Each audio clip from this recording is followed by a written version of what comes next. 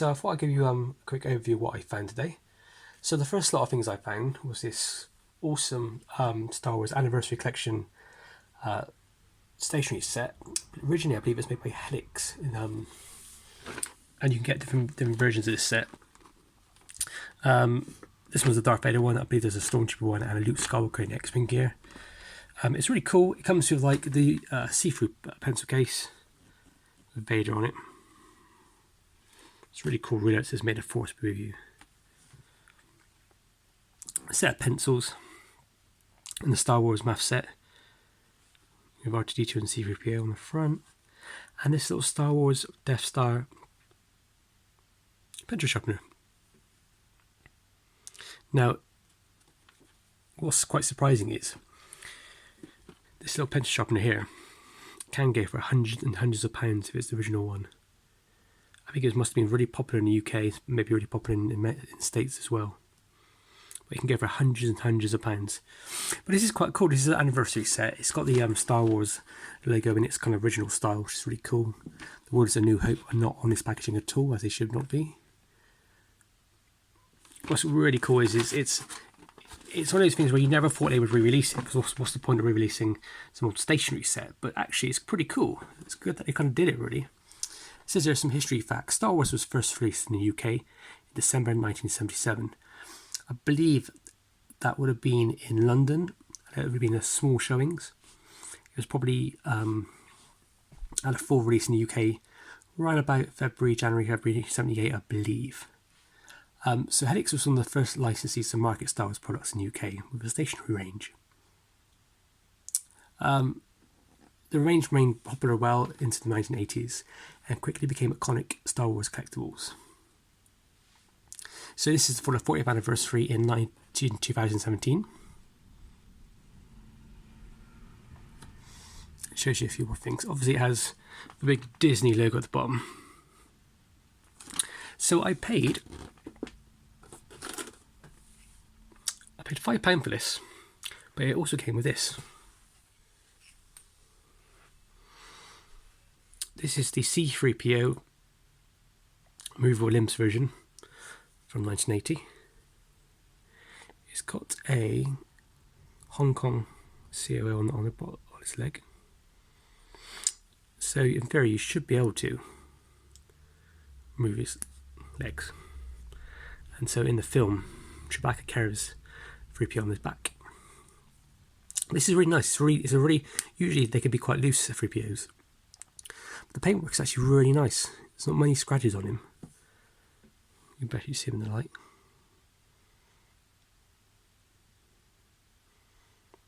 But he's also really stiff. Usually they're quite loose. But the whole thing, this wonderful set, cost me £5. Absolute bargain. It's one of those things where if you do go to these toy shows, sometimes there could be a lot of like train and die-cast toys for sale, and you really need to kind of like dig in the boxes, because every now and then you might see a few die-cast cars, and you pull out a few, and at the bottom you'll find something cool. Usually people that have die-cast and trains don't really collect action figures. It's not their thing, so they will often sell these sort of things at a cheap price. So if you're in luck, you can pick these up. Cool. Along with the Star Wars, I picked up this card back. It's the Ugnaught card from Empire Strikes Back. So it's the 41 back, and has all the characters you can get at this point. And at the bottom it shows off some cool vehicles and playsets: the Snowspeeder, the mini rigs, the Tauntaun, and the Turret and Probox playset, which is really cool. It's something I really want to get in my collection actually. And then you got the AT-AT AT-AT and the Imperial attack base with Vader and the Snowtroopers at the bottom. So I paid £2 for this. Most people might say, why do you want to pay £2 for that whole thing? But actually there's a lot of money in card backs, and whilst I'm not really into selling card backs, I try and collect them. They can become hard. They go up in price. That's the problem. And so to find any of these card backs for a reasonable couple of quid it's getting harder and harder to do so. So since I saw it, I thought I'd buy it. I mean, I could go online on eBay and buy a load of these, but I kind of want to just find them at toy shows, find them in the wild, add the fun of the hunt. So he's pretty cool. Has a sticker on it from a place called Rikes or Rickies. $3.39. So obviously this is the Canada version. You'd expect it to say Palato, I imagine. But yeah, it's pretty cool. Just no one to add to my collection. I'm gonna get one of these. You can get like a hard plastic cover, protective sleeve from off eBay. So I'm gonna buy a few of those and put a few of these in. I mean, it's not the best shape, but you know, it's a cool thing that it's survived all these years. Most of the time, they usually have the name card or the proof of purchase. So always good. So next up's a bit of a random one. I saw this for sale, and the guy originally wanted £6 for it. I was kind of interested in it, thinking I kind of like Jack in the Boxes. I think they're quite fun and quite creepy at the same time. But usually I would have passed this up. But the colours are so lovely on it, and the design is so well done. But what intrigued me the most about it was that it said Mattel. Now Mattel make, I believe they make Barbie, they make Hot Wheels, and they make He-Man. And I thought that's quite an interesting thing. That boy there reminds me of the Funko Pop kind of design. The Funko Kid, or whatever it's called. But this is from 1968.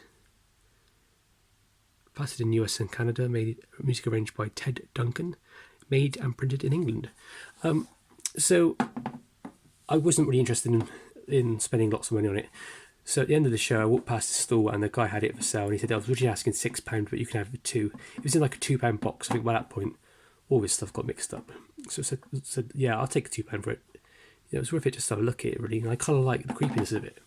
So with most Jack in the Boxes, if you don't know, the little catch here, if you pull it backwards, it resets itself. So let's have a look.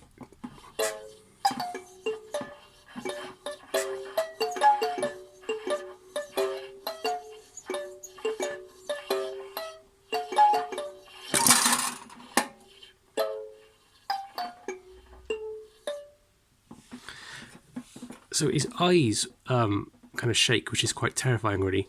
He has these cool kind of like plasticky cardboard hands, which I'm so surprised have survived this age, like all this time, really, considering how old it is. Now he's a bit springy, which is as it should be, so that's perfect. His colours are lovely. He's got a bit of paint on top of his hat, if that's what I want to call it. Apart from that, it's really nice. And I thought, well, do you know what? It's just one of those nice vintage toys you don't really see that often in people's collections. So I thought it was something a bit different. And I mean, it's pretty terrifying, isn't it, at the same time? I would love it if they did one of the clown from It. So the hook's there. It's basically to reset it, you just pull the thing back and it hooks on itself. Like that. Cool. So this will probably stay in my collection for a bit. If not, I might pop that up for sale. I haven't decided yet. But I don't really collect these sort of like style toys, but I do like them. This one's in lovely condition, absolutely lovely condition. I can't think of any real damage on it, really. Right, on to the next thing. So I picked up a bag of Action Man pieces. So I usually don't really pick up Action Man stuff at shows anymore. I used to obviously pick up loads and loads when I was collecting. I still am collecting, but it gets to the point where I'm very fortunate to have pretty much everything I really need. But this bag was relatively cheap. It came with, I think I paid £6 for it. So this is like the early basic soldier jacket, or tunic or shirt, whatever you want to call it. Got a bit of staining at the back. But generally it's in quite nice condition. Needs a bit of an iron, a bit of a tidy up. But it's pretty cool. So that's quite good to find. Then we got the mountain climber. This is the one with the actual like Palatoy Action Man thing on it. The early ones came with the Union Jack. It still has its paws, and it still has its bottom bit which hooks on like that. Typical mountaineer jumper as well, black jumper. Has a few stitches missing up on the armpits. But overall, still quite good.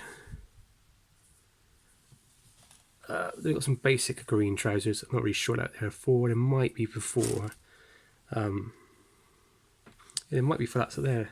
So this is the mine clearance set. It's really cool. The skull on the back. If you ever want to make like a punk rocker version of Action Man, he'd be quite cool to have on the back, wouldn't he? It also came with a one sock. Socks can be quite hard to find in the Action Man collecting. If you ever do collect Action Man stuff, you can find some socks, the orange socks, which go with the, I think it's Wolverhampton footballers.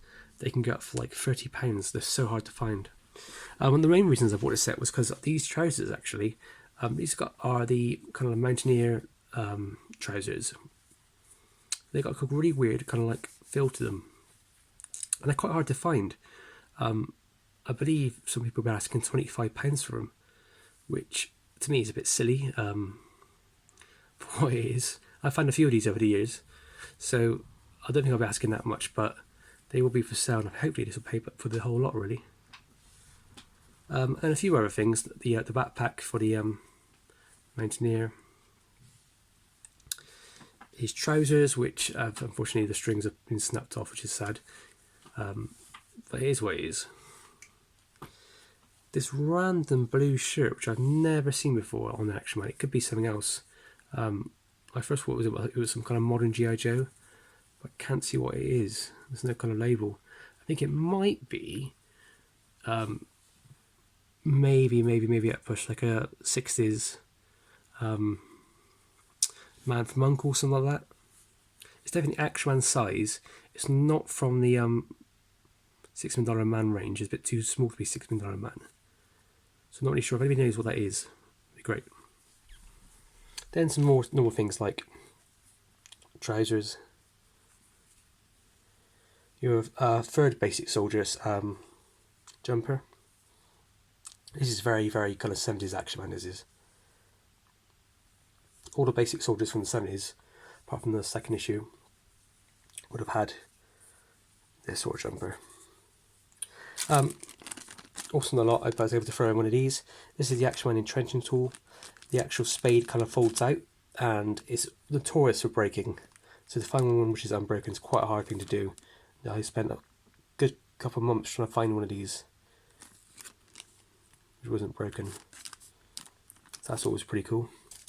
So it came with these things as well. These are little pouches which are on Velcro. So Velcro usually means that it's probably not Action Man from the vintage line, but probably from the modern line or some kind of spin-off line. Another one there as well.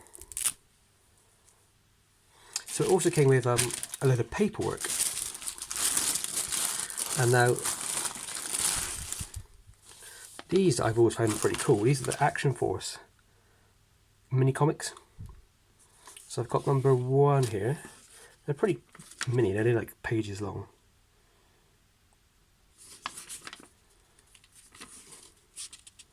What's great about these sort of things, it always, it's good. It's a good way to advertise the toys to the kids, isn't it? Here's your new characters, here's your new Action Force accessory sets and pieces you can collect and join up the fan club. So I've got issue number 1, issue number 2,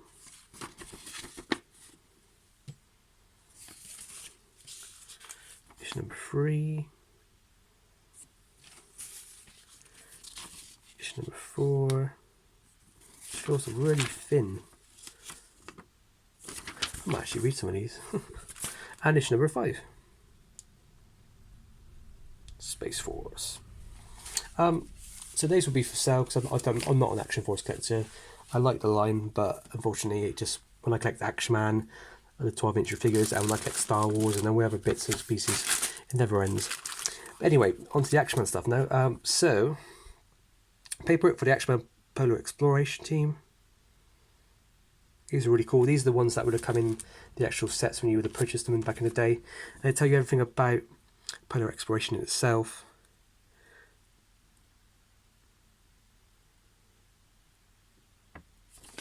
And they give you a bit of information about the actual use of some stuff that you get accessories you get with it. says here, Action Man thrives on adventure. Put his courage and ingenuity to the test as jungle explorer, underwater explorer, and on mountain rescue with these other 3 sets of Action Man outfits and equipment. And obviously got the Palatoy Limited, Colville, Leicester, England. That's the old school Palatoy logo from the 60s and early 70s, so it's quite cool to see that logo. Which means this means that it probably is quite an early piece of paperwork.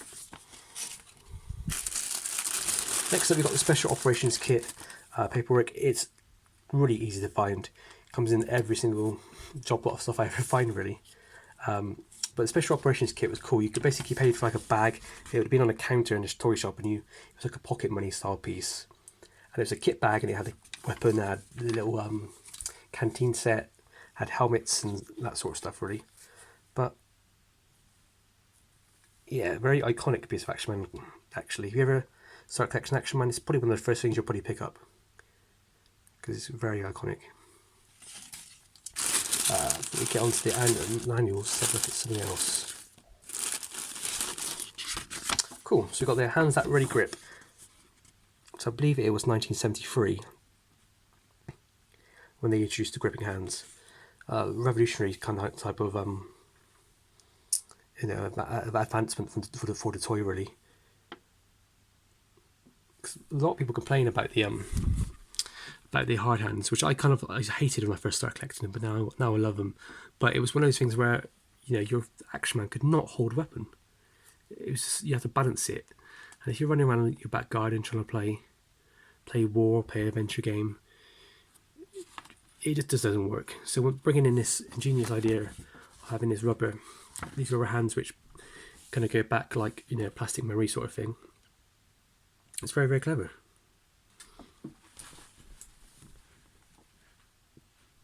Hands That Really Grip.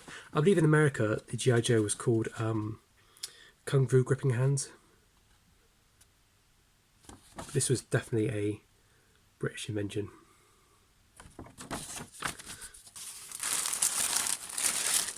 Right. So this is and I'll try my best to show it to you.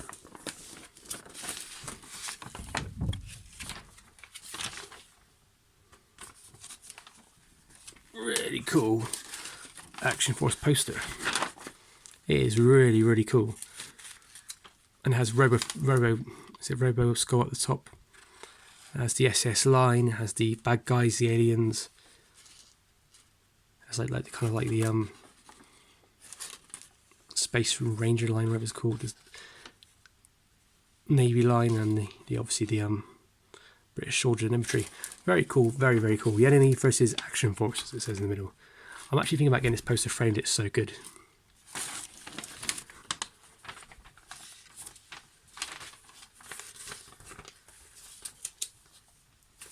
And last but not least, for these Action Man pickups, I've got two of these, two of the same Action Man Palatoy official equipment manuals. I believe this one is from the early to mid 70s.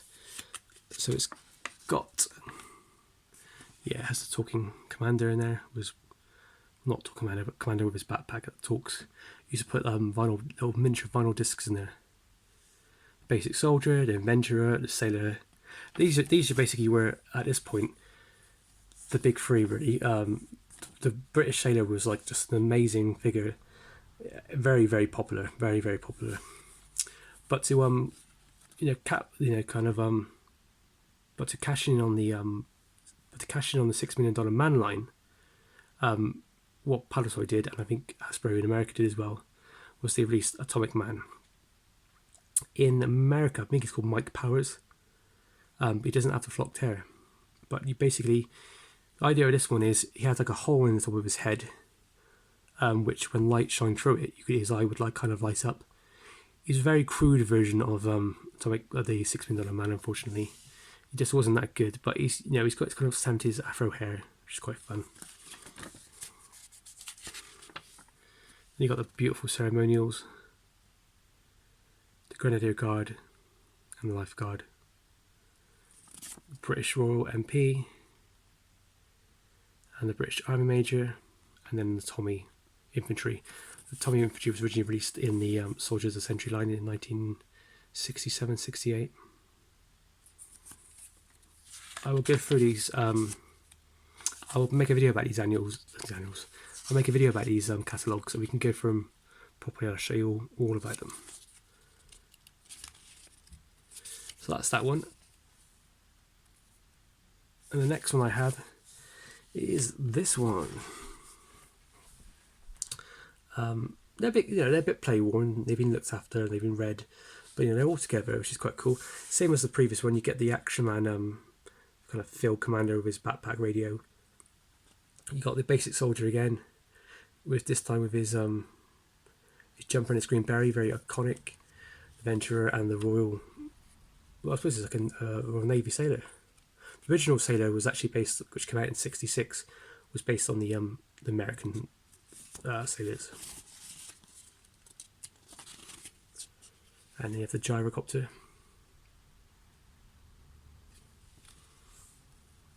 Australian Jungle Fire. This is the second version, which came out with Soldiers of the Century line. And the German Staff Officer.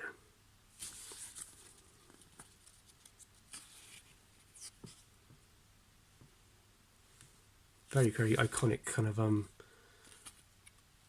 mini catalogue this is. And this is what I like the most. This is like, these are the store display signs, signs. These are what I like the most. These are the store.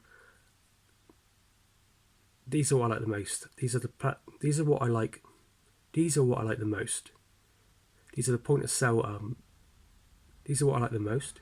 These are the point of sale items that would have been at the front of a shop on the counter. They would have been considered like pocket money toys.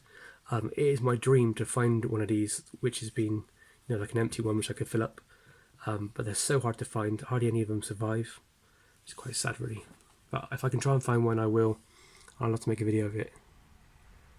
So you have Quartermaster stores there, and another one there.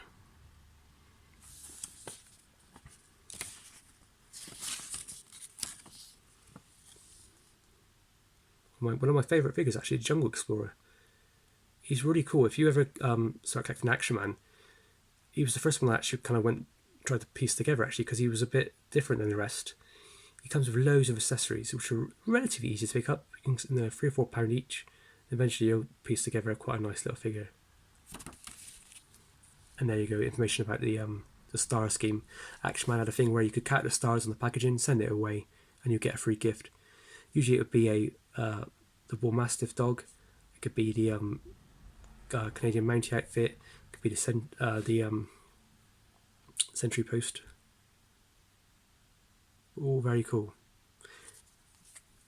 Right, on the last thing I've got, this wasn't actually purchased at the toy fair, but instead I purchased it off of a Facebook group, and it's something I wanted for ages. I mean, absolute ages. Now, in America, they had the G.I. Joe line. Now, in the UK, when they released the G.I. Joe, it's called Action Man, and they released it as the Soldiers of the Century, same as it was in the States. They did not. In the UK, they released a German soldier, Australian Jungle Fire, American Green Beret, French Resistance Fighter, the British Tommy, a Russian soldier.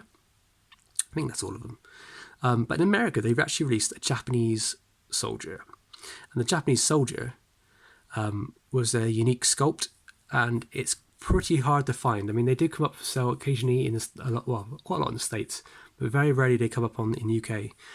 But for some reason, I've seen this quite a lot advertised for sale, and it's the G.I. Joe Backyard Patrol official kit of the Japanese soldiers, trousers, jacket, and helmet. Now, this looks absolutely amazing. It looks like it's brand new. And whenever I've seen this for sale, I always think that actually potentially they could just be a replica. So somebody's faked this up, made this up, found some more clothes and just they put it together. But what I actually think this is, I think there's been a massive job lot of these found over the last 10 years sometime. And I think these are slowly trickled out onto the market, because this is like the third or fourth one I've seen, and You know, if you're an Action Man collector, you know, finding Action Man stuff is really hard to find carded from the 60s. You can occasionally find it, you know, parts of the cards, but to find one still sealed, it never happen.